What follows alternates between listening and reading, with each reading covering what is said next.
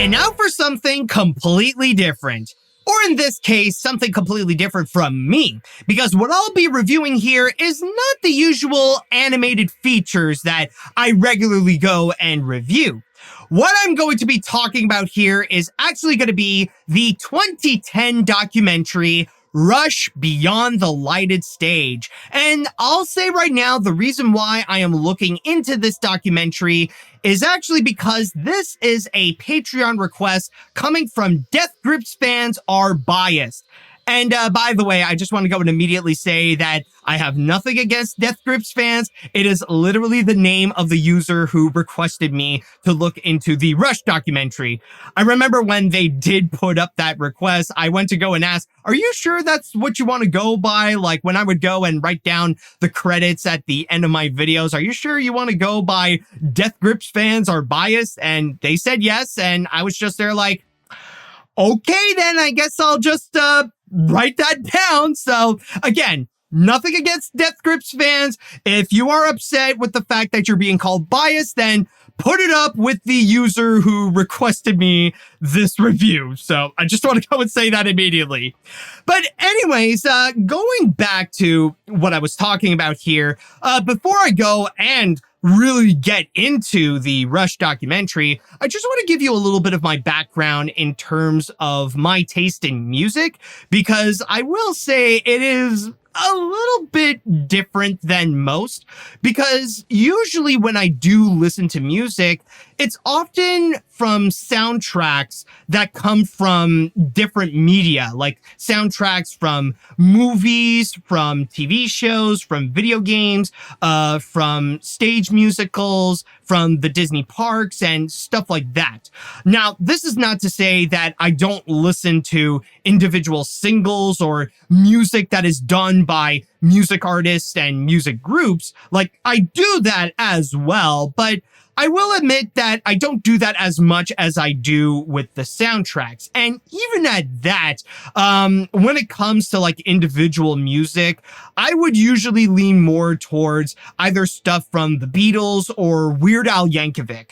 So from there, but also I just want to go and immediately clarify, this is not to say that's the only things that I listen to. It's not that I'm like a non-music fan. It's not that I don't like music at all. It's just that my passions lean more towards movies and animation more so than actual music. I mean, again, keep in mind that I am AniMat, not Todd in the Shadows. So from there, I will also say that I am familiar with the mainstream stuff, the stuff that does get popular, and it's like almost unavoidable to go and actually hear the music, to actually listen to it, like when I would just go and live my life. So in terms of like the super popular and the mainstream stuff, of course, I will definitely be familiar with. And when it comes to Rush, and I'll even say like the grand majority of music artists out there, I'm just going to go and say that I'm not familiar with the group themselves. Like, I'll confess that before watching this documentary, I wasn't really that familiar with the rock band itself. I didn't know that they were from Canada, and I wasn't really familiar with the names like Geddy Lee or Alex Lifeson or Neil Peart. I didn't know about who those guys were, but there were a few songs that I am actually familiar with. Like I did already know of Closer to the Heart or Tom Sawyer and stuff like that. And I'll even say that with rock music in general, I do have an appreciation of rock music, even though I don't listen to a whole lot of it.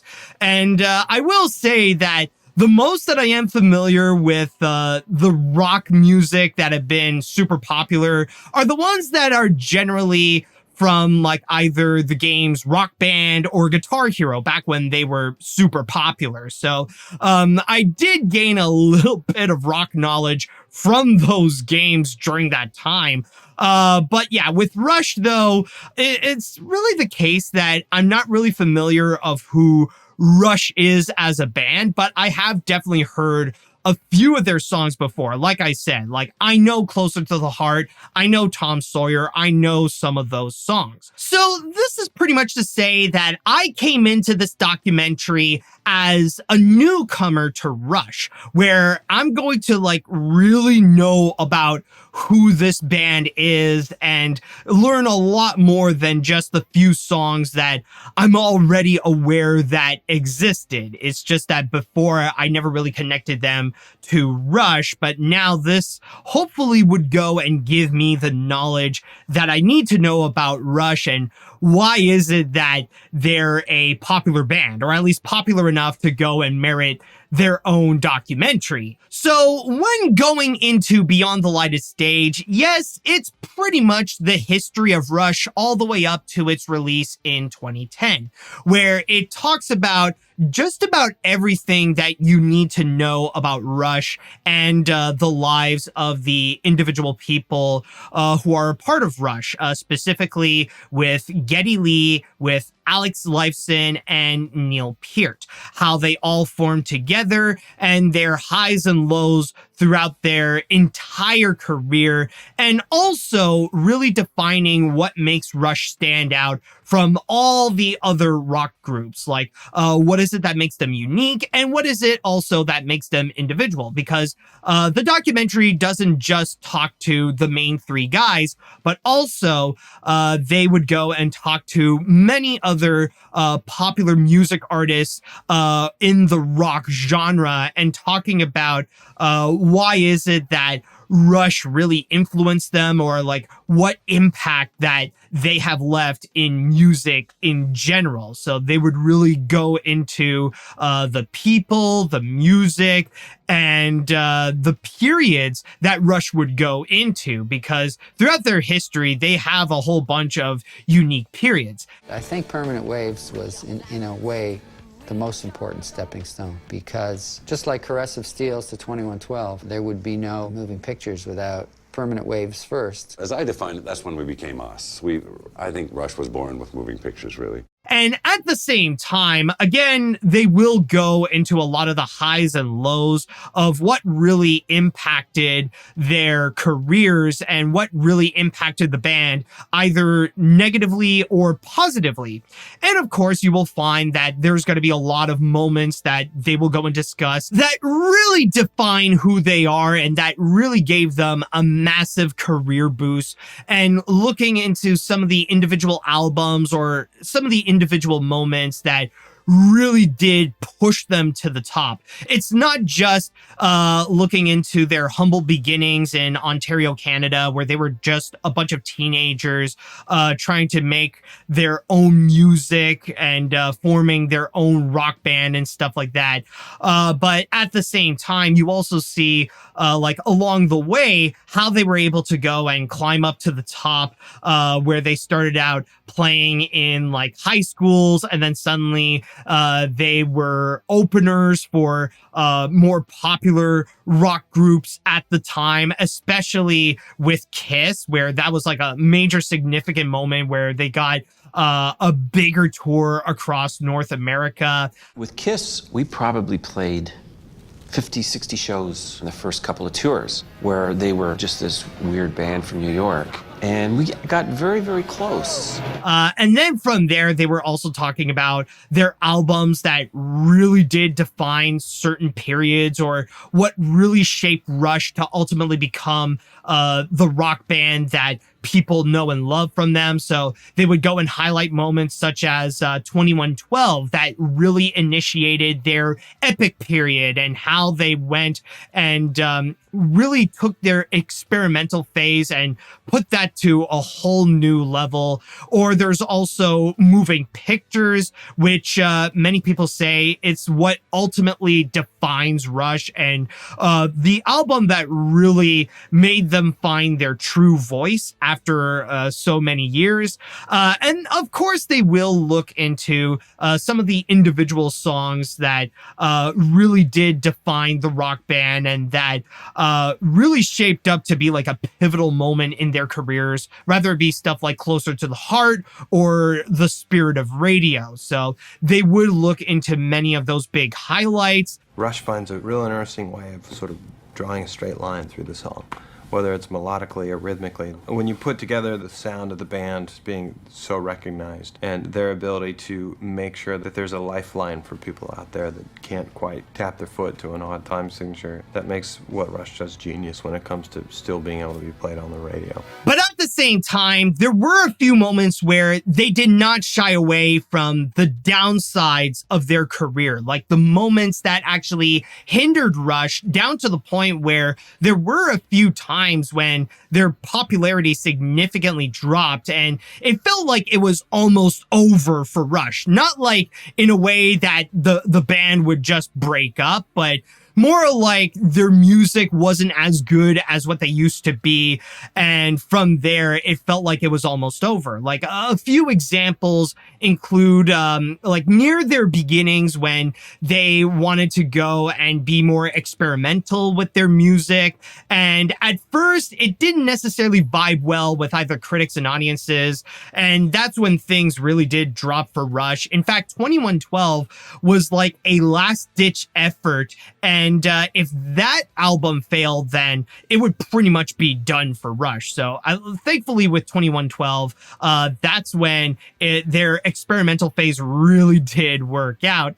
And then there were also some other times as well that it didn't go well for the group, including Hemisphere, in which that closed off their experimental phase or their more epic phase, where making these like super long songs really did burn them out. So that's when they decided, okay, we need to go and change things up and make shorter songs and stuff like that. And then there was also the time when Geddy Lee wanted to bring in his keyboard, and it wasn't as strong or as effective as his bass playing. So the songs did end up hindering, and that's when they had to go and find a way to move on from that as well. So it doesn't shy away from showing the moments where they were criticized or when things did not go well. But at the same time, of course, you do get the moments that really show of what really define who Rush is, and like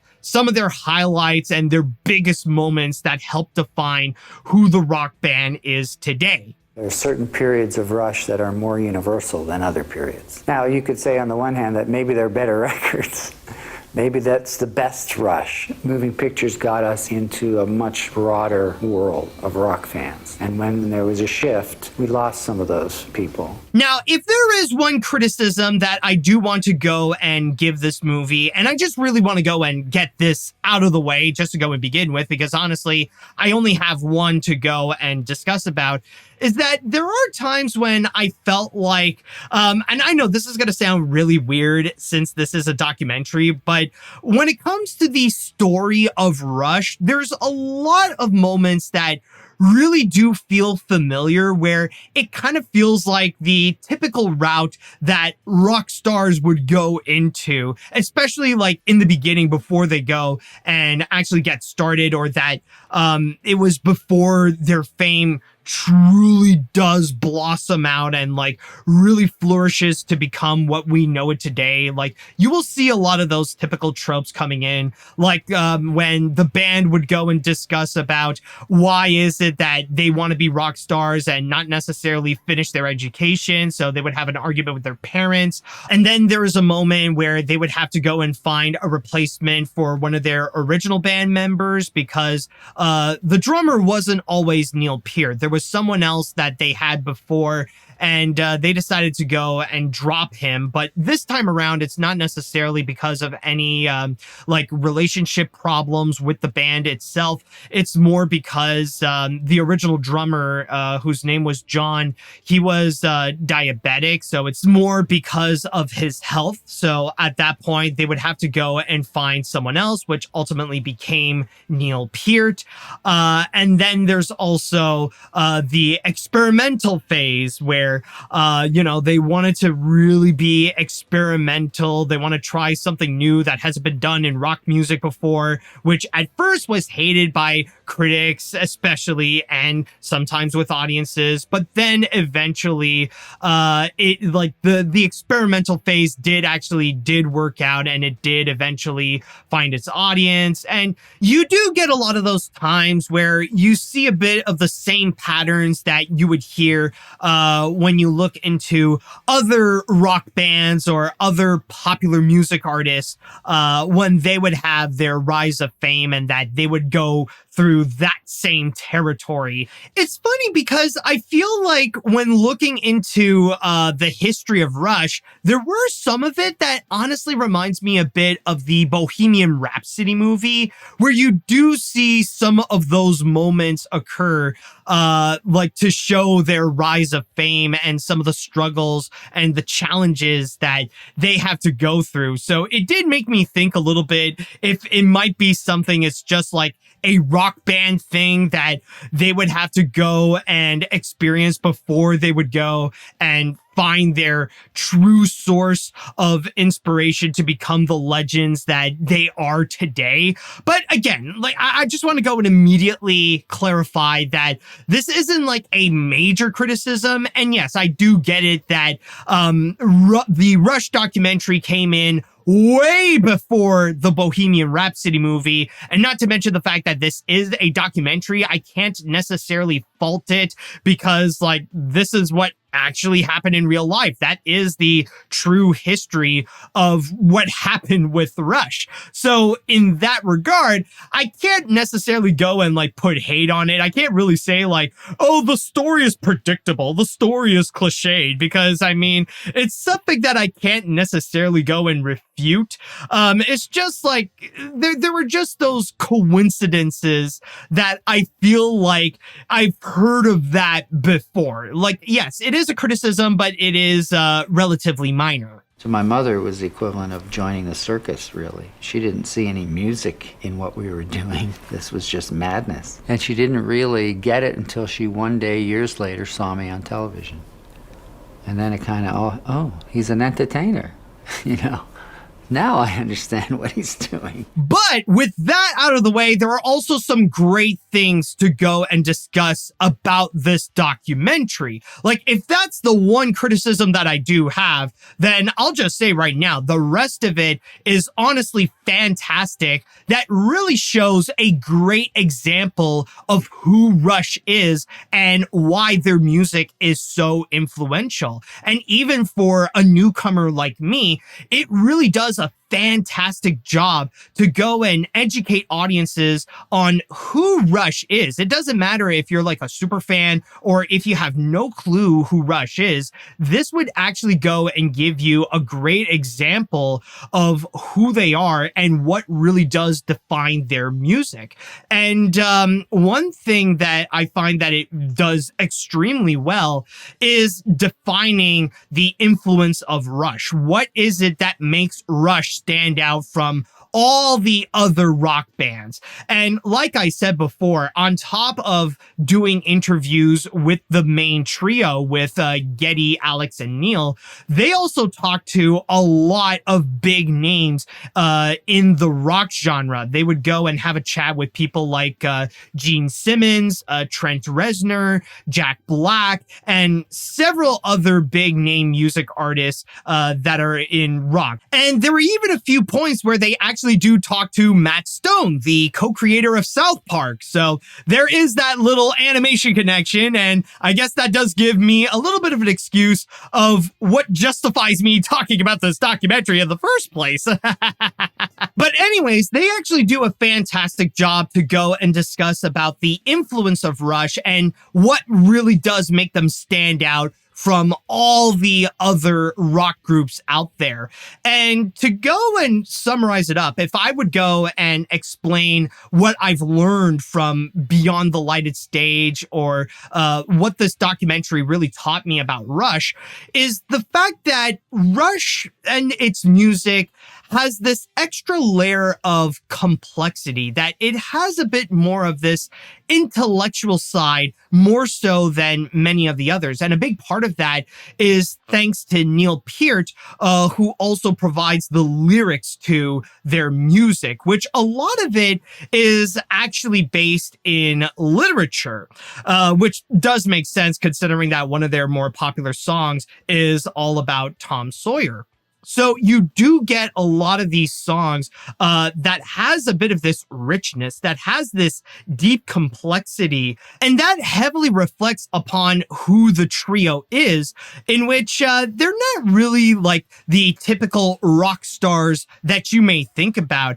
Like, they're actually a lot more relatable to regular people like you or me, that they would be the kind that would prefer to just relax at home and read a book and like prioritize some of their bigger responsibilities, like taking care of their family and stuff like that, instead of like what is normally perceived as like the rock star life of having, like, you know, getting all these girls, going into these like lavish parties and all that kind of stuff. That's not necessarily their vibe. They're a lot more chill than that. And again, that really does reflect a lot upon the music. In fact, instead of being considered like the like partying kind of music that other rock groups are well known for, like with Kiss or AC/DC and stuff like that, they have a bit more of this nerdy side.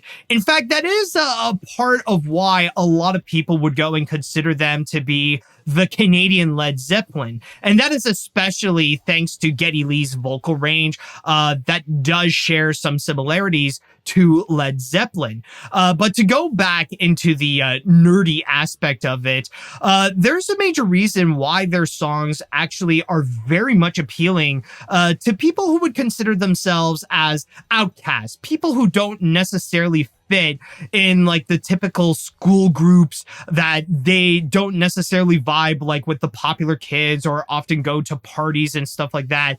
They just prefer to be like in their own world, or that, you know, they don't necessarily have that coolness in them where they would go and actually be amongst like the popular crowd and stuff like that. They're more like in their own little world, focusing more in their own studies and stuff like that. Those are usually the people that seem to be more attracted to Rush. Is that with Rush's music, especially like with the extra complexity and have that extra element where a lot of the inspiration comes from literature, that's what makes it so appealing to those outcasts, in order for them to feel like they are more heard. And that's what really brought them into the rock genre and feel like they belong in this community, like within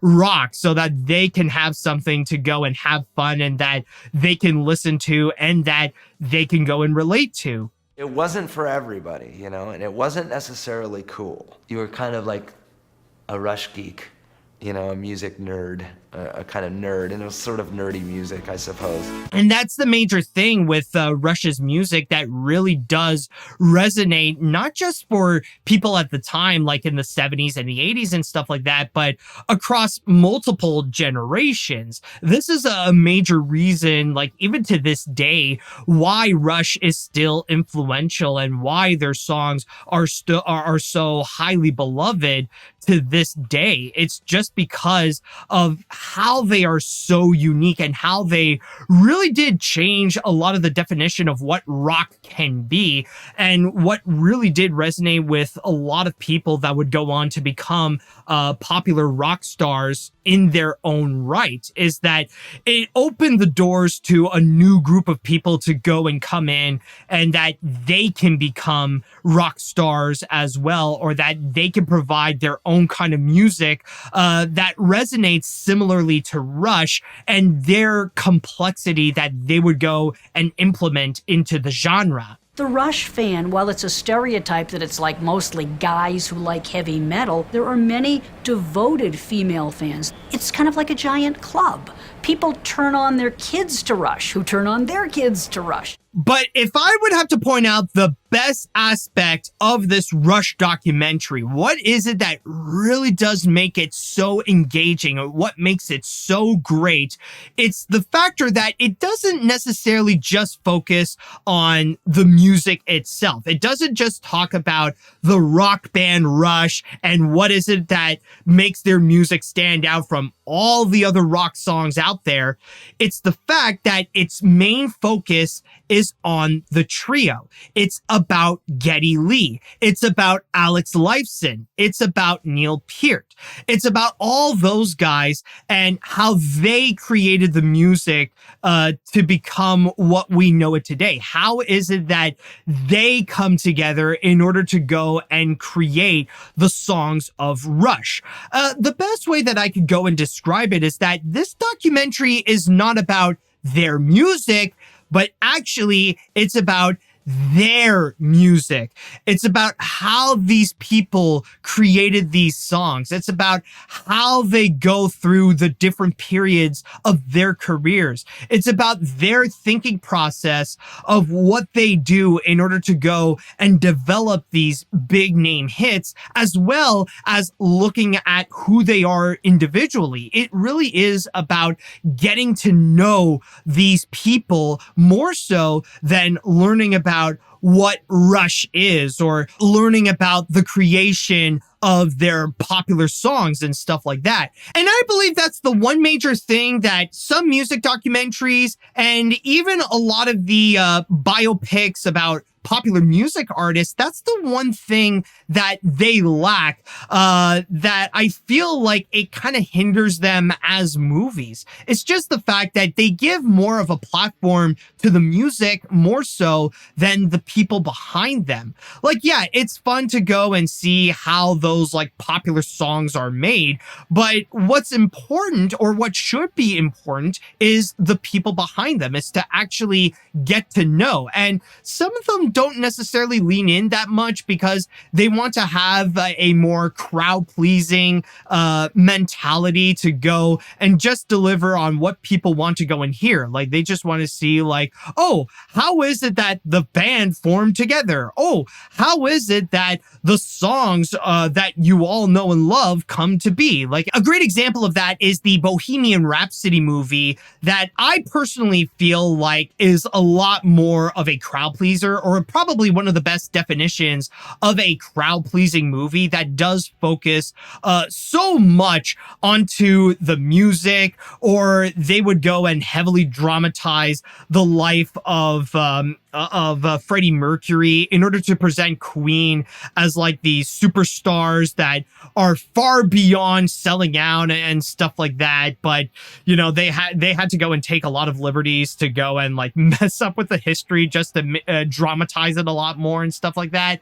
But Beyond the Light of Stage does not do that whatsoever. Like, they really made a true statement to go and put its main priority onto the main trio, and to make sure that the viewer really gets to know these people individually, down to the point that we get to go and emotionally connect with them throughout this entire process, where it's not necessarily about watching the ups and downs of Rush, but it's more about these three guys and how they became influential rock stars in their own right. It's to see them go through their journey to find great success more so than the band itself of Rush. In fact, a great example is there was one moment where this really did pay off, and it was actually near the end. And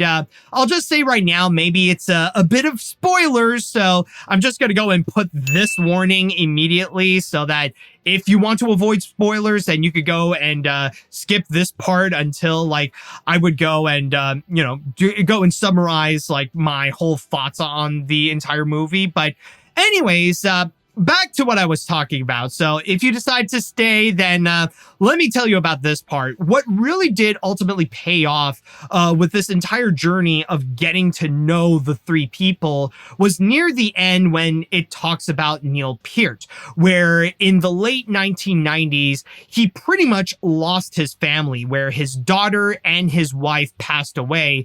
And from there, he took a full-on sabbatical from the whole group just to go and do a bit of soul searching, where he would just go and ride his bike across the country and across different countries at the same time, just to be in his own mind, just to go and actually find peace. And that was a moment that I personally felt like it was very heartbreaking.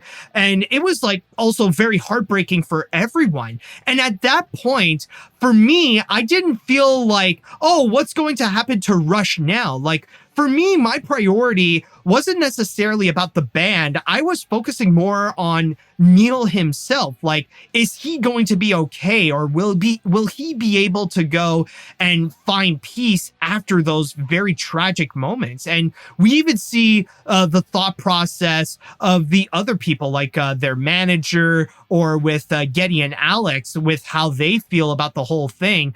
But then, of course, at the end, eventually, Neil did find his peace, and that he decided to stop running pretty much, and that he would get back with the band, and that's when they would go and reunite and open up a new chapter of Rush after that moment. That's what that night was like. I was completely folded into the job of performing, but there were just moments when the three of us connected visually, and we knew what we were doing. And I remember saying to Ray afterwards that it would have been a shame if that never happened again. This is all to go and pretty much highlight how the emotional aspect is also very strong. The fact that this movie does have a legitimate emotional core that lets you go and follow the story of Rush, so that you actually get to know these three people. That it's really, again, it's about them. It's about Geddy, Alex, and Neil, and how their bond would go and create the music that people know today, and that hundreds of thousands of people still heavily resonate with them. And that's one thing that I will admit, when going into this, I was rather shocked about, that I was emotionally invested with what was actually going on. And again, keep in mind that I came in almost fresh. Like, the most that I knew about Rush was just a few of their songs, and I didn't even know that they were Rush songs to begin with. So the factor that they got me very much engaged with what was going on, that got me to really care about Geddy, Alex, and Neil, I think that's the most fascinating thing about this documentary, that it does very well with its storytelling, in a sense, to go and reveal about their lives, to really get to know them individually, to know them especially as people, to really know who they are more so than just members of Rush, but to know about who these people are as people, which makes them more relatable, which makes it more engaging to watch, and that in which it gets you more emotionally invested into watching the story of Rush. And the factor that it could do that, even for someone like me, I think that is an incredible move that this thing has done. It seems like they're bigger now than they've ever been, which is fantastic. There's a comfort in knowing that those same three guys are out there. And it's also spectacular to see three guys that can tolerate each other for all these years and still make music, make good music. So overall, I gotta say that Rush Beyond the Lighted Stage is an amazing documentary, and I was so surprised by how invested I was when watching this movie. The fact alone that I'm just at most a casual rock fan, the fact that I would go and be heavily invested to want to learn more about Rush and the trio that forms the rock band, I felt very impressed by the power that this documentary has in order to go and actually highlight and discuss about who Rush is. I mean, sure, I do have like my few criticisms with it, but at the most, they would just be considered minor nitpicks. Other than that, though, what they were able to go and nail, they were able to do so beautifully. The storytelling is fantastic to get you emotionally engaged with this entire story about the history of Rush and who these individuals are. And it does very well in the educational aspect to discuss about their music and what is it that makes them influential and very impactful. Like, what is it that it makes, you know, what is it that makes the music of Rush very impactful to fans? What is it that really gets them on board with the music, along with what is it that inspired other rock stars to go and actually form their own rock bands and leave their own legacy, and especially putting importance on the people themselves, to put the importance on Geddy Lee, Alex Lifeson, and Neil Peart, so that we get to learn who they are and why is it that those three are the people that made Rush. Why is it that Rush cannot be how it is today without knowing who these people are individually, not just as musicians, but as people? They really did a phenomenal job on that. And it's something that for both rock fans and non-rock fans, you can easily get on board into and end up finding this newfound appreciation for Rush. And what is it that with Rush's music, like, why is it stands out from all the others, and what is it that really makes them so influential? Like, why is it that there can only be one Rush in the history of rock?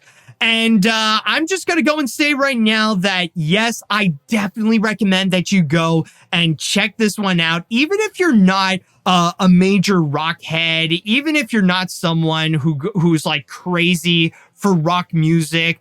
I still say that it is worth watching because it is a great documentary in itself.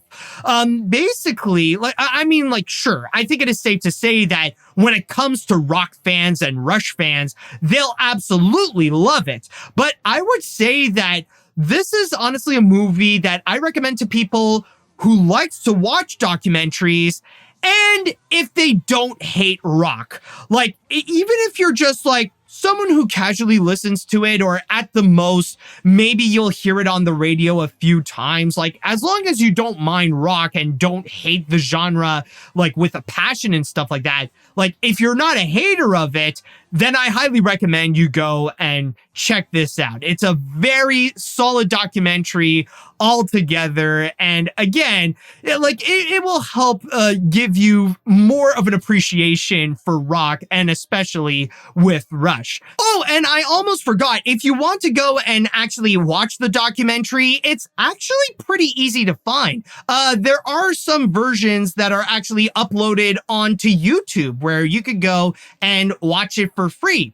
Now, granted, the only catch is that those ones that are uploaded on YouTube, they're actually subtitled, where like it's already implemented onto the movie itself. So if you don't mind subtitles, then you could just go and watch the movie with no trouble whatsoever. Not to mention that there are a few that they are subtitled in different languages. Like I've seen one version in Spanish, one in Portuguese also. So if you want to go and watch it in a different language, or in the language that you're the most comfortable with, then you could go and do that. But this is pretty much to say that, yes, it is easily accessible, and you could go and just watch it for free on YouTube. I mean, I know that's how I did it. Now, if I would have to go and give this a rating, honestly, I'm going to go pretty big here, and I'm going to be giving this a 9 out of 10, which, yes, I'll be giving it the AniMat seal of approval. I had an amazing time with this documentary. I find myself to be a lot more invested than I ever thought I could. So honestly, with this documentary, I, again, highly recommend that you go and check this out. It is really good. And again, it shows you a lot more of what this is all about. It's not just about Rush, but it's about the people who form Rush. And that should do it for this special review. And I want to go and give out a huge thanks to Death Grips Fans Are Biased for their amazing support, which allowed them to go and get some amazing rewards, including this one, where they got me to go and watch and talk about Rush Beyond the Lighted Stage. So if you guys want to be like biased and well, okay, that's not necessarily what I mean. I did not word that correctly. So if you want to be like them and you want to go and support my work, then all you have to do is go to patreon.com/animat. But at the same time, if you guys enjoyed this review, then don't forget to go and give this a like and subscribe to my channel. But also considering that this is on the AniMat's bonus features YouTube channel, you can also go and subscribe to my main channel, Electric Dragon 505, if you want to go and hear me talk all about animation. So with all of that said and done, I would like to say thank you all so much for watching, and until next time, see you later, dudes. I think we've been successful in destroying these people's film. I will remind them that I said you would regret it. You said I just wanted to say that. I said, don't be surprised when you discover how boring we really are.